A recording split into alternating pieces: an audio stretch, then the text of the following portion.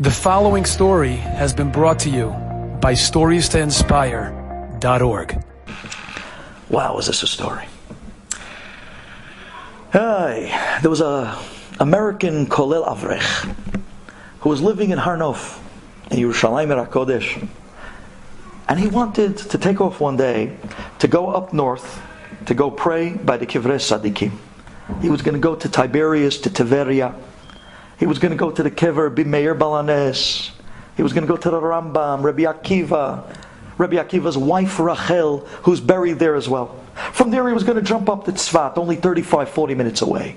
And if he can make up that treacherous mountain, he'll finally get to the Kever of the Arizal, maybe the Mikveh, down to Maran Bet Yosef. Wow! Reb Pinchas ben Yair, the Baal Chadodi. I mean, he had his eyes and his sights on the biggest of all.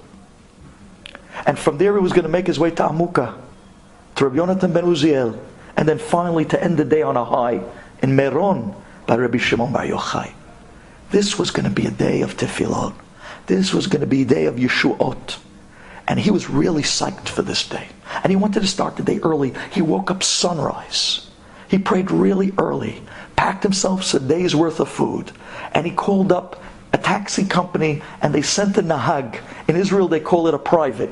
Private means that you're not going in a sherut with 5-6 other people. Definitely not a bus. It's just your taxi to do whatever you want for the day.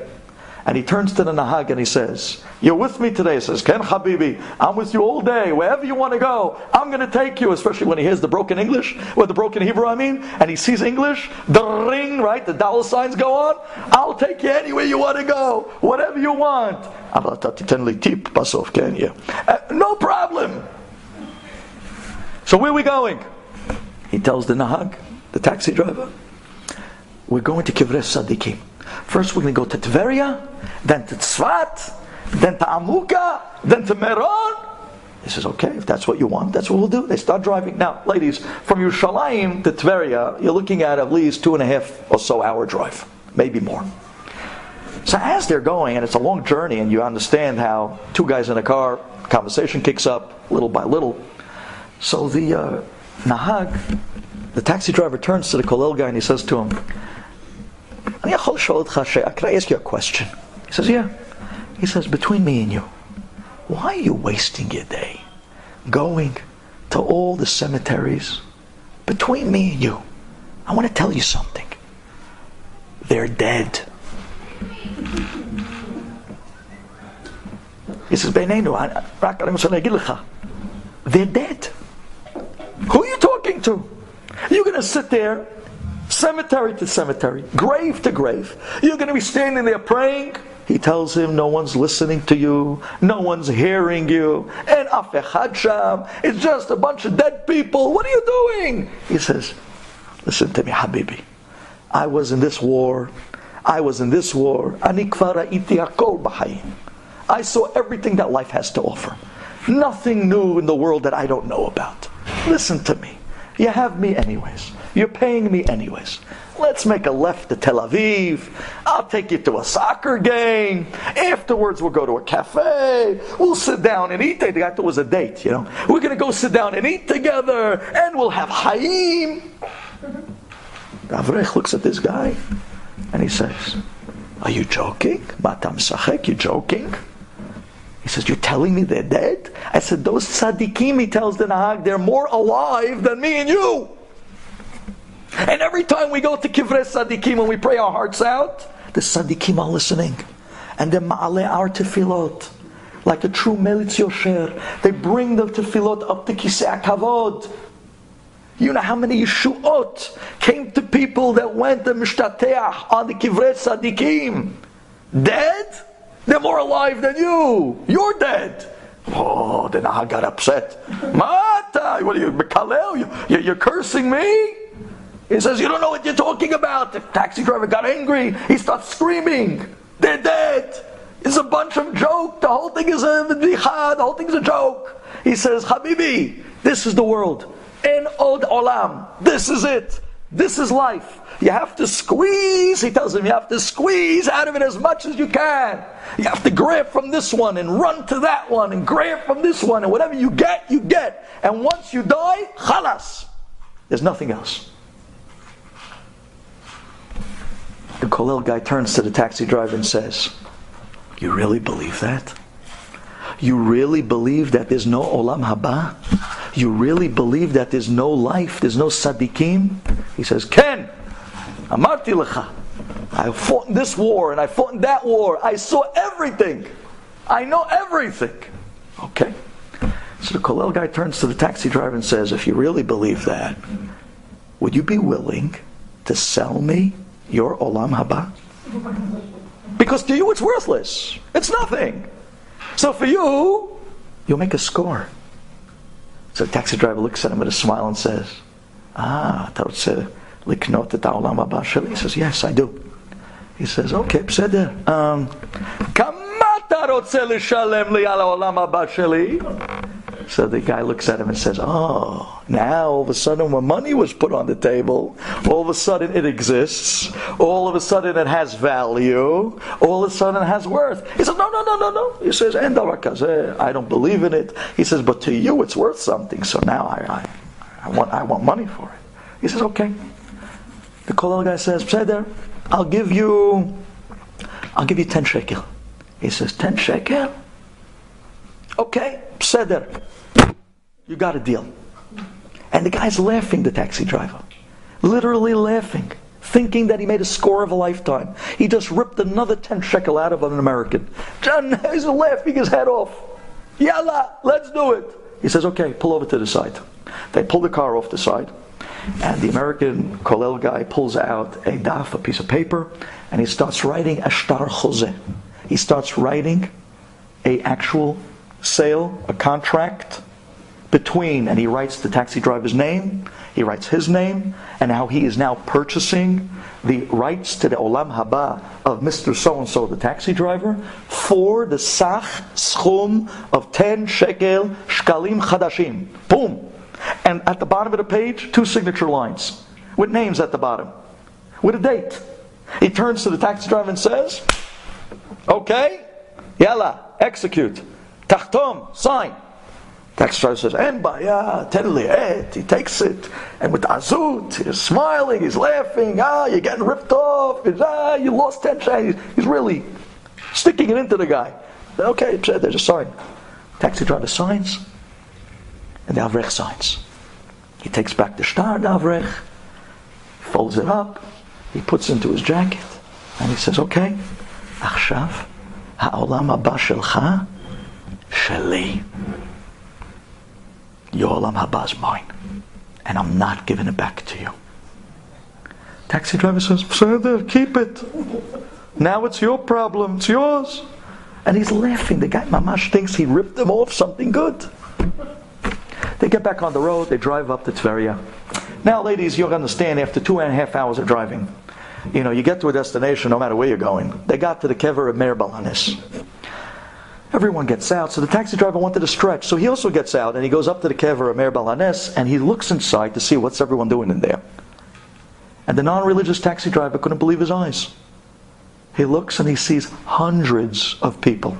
Men, women, old ladies, young men, young ladies, seminary girls, young kids, and everyone is praying their hearts out.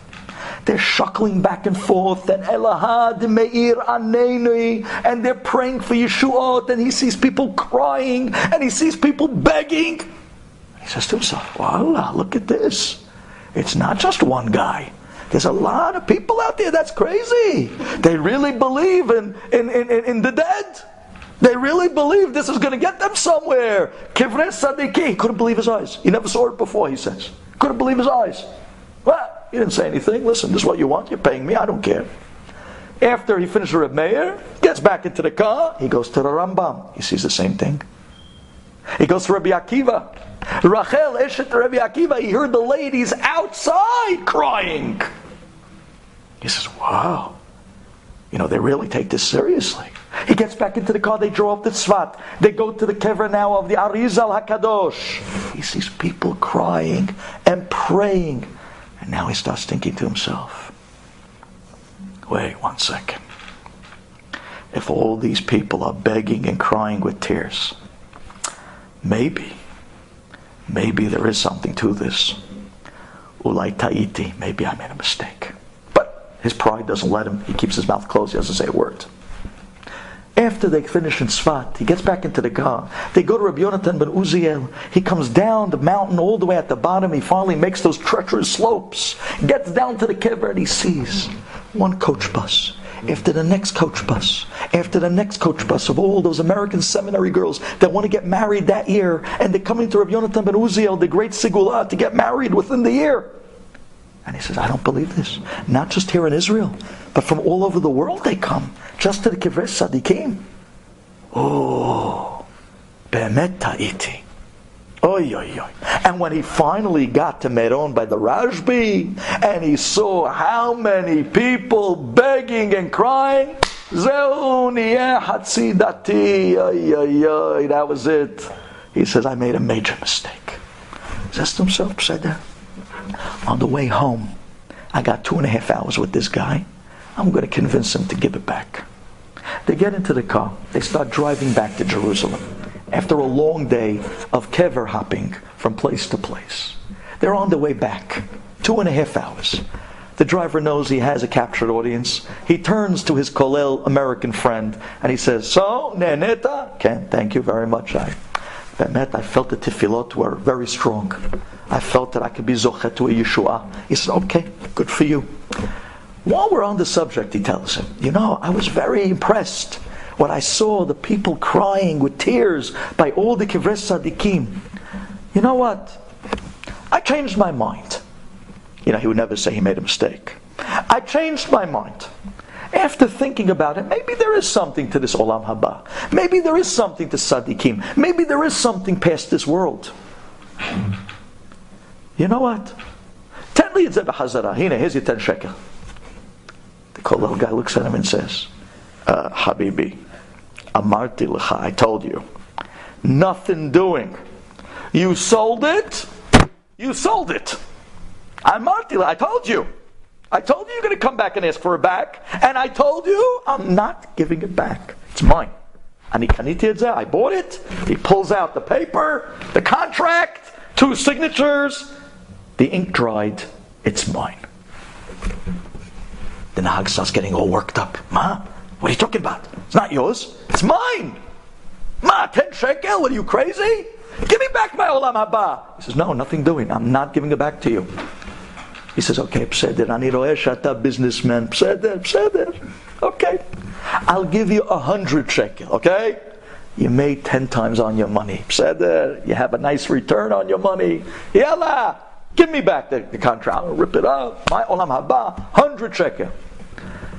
The Kolel guy's sitting there, nothing doing. You can keep your money, it's mine. Ma itcha? Give me my Olam Haba back. He says, no, I'm not giving it back to you. Ladies, he offered him 1,000 shekel. Wouldn't give it back. He offered him 5,000 shekel and the whole day's nisiyah alai behinam. Because he taught me something. So it wasn't a wasted trip. But give it back. Nothing doing. The guy starts crying. He starts crying. You see what a Jew is? Even a Jew that's so lost and far. They start crying. This was my connection. How foolish was I? I gave everything away for 10 shekel. Believe me, we know a lot of people that give everything away for 10 shekel. I gave it all away for 10 shekel. He's begging the guy. Finally they pull into Harnof. Finally they pull into the block where the Kolel guy lives. He pulls up in front of the house and he sees the taxi driver's tearing. The Kolel guy turns to him and says, Habibi, listen. I'm not going to take 1 penny from you. I'm going to give you back your Olam Haba. But on 2 conditions. The guy says, Ma, you're going to give it back? So I'm going to give it back. Lo grush velo hatzi grush. I'm not taking a penny. But on 2 conditions. Condition number 1. That if you ever meet in life another Jew that's not like you, don't be mizalzel in them. Don't make fun of them. Don't degrade them. They might believe in something you don't. They might have something, a minhag. They might have a halacha. They might have something that you didn't grow up with. They're different, it's okay. No matter what their last name is, no matter what darkon they're holding in their pocket, no matter where their passport brings them back to, no matter what their roots and lineage come from, a Jew is a Jew.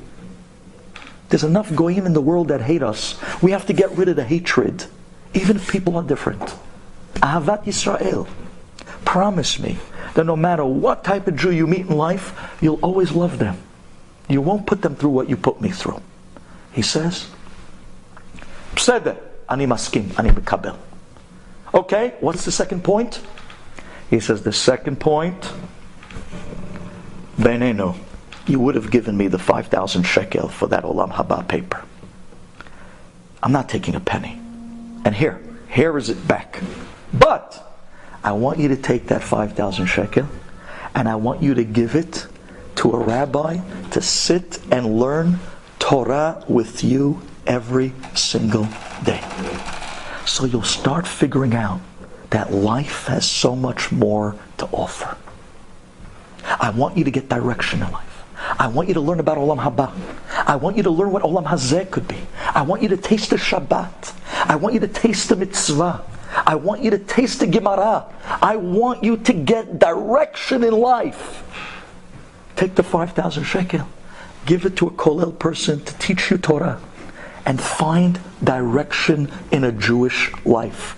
Become a real Ben Olam Haba, not just on paper.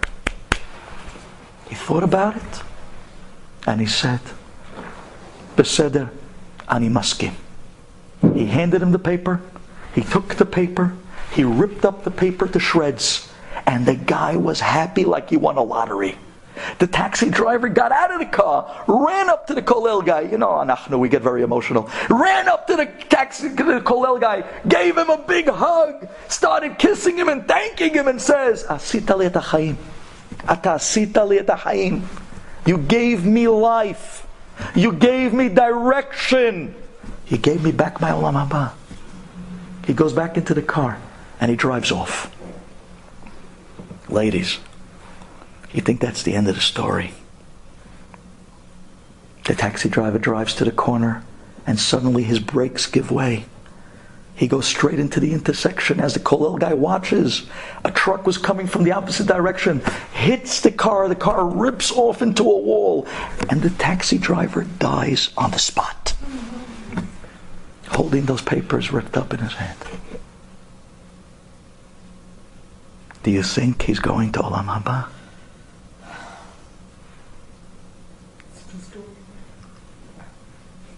Yesh shekone olamo b'shar achat. In one moment. All it takes is one rega, one moment, to get our heads straight, to see through the smoke and mirrors of this world, to see through the sheker, to realize how many steaks can you eat, how many vacations can you go on, how much money can you make already, what are we really doing here, what's our purpose here. There's so much to live up to, so much fulfillment, so much good we could be doing. Our minutes are slipping away. Our life is slipping away. I could be in one rega. The light bulb goes on. I have what to live for. I could start sending chelek le'olam haba, one after the next. I could have shay olamot. It says Rabbi Aaron Cutler, not just the next world and the 310 kingdoms that you can have. That's the only way to get this world. And that was the secret of Yaakov Avinu. That's the secret of a Jew. We're people that have direction. We live with a purpose. We wake up in the morning and we know what we're doing. We get up early for a davening. We get up early for a seder. We get up early for chesed. We go out and help people. We go out and give from our time. We give from our hearts. We're people of fulfillment and direction. We're Bnei Olam Haba people in Olam Hazeh. That's the beauty of Klal Yisrael. Enjoyed this story? Come again. Bring a friend. StoriesToInspire.org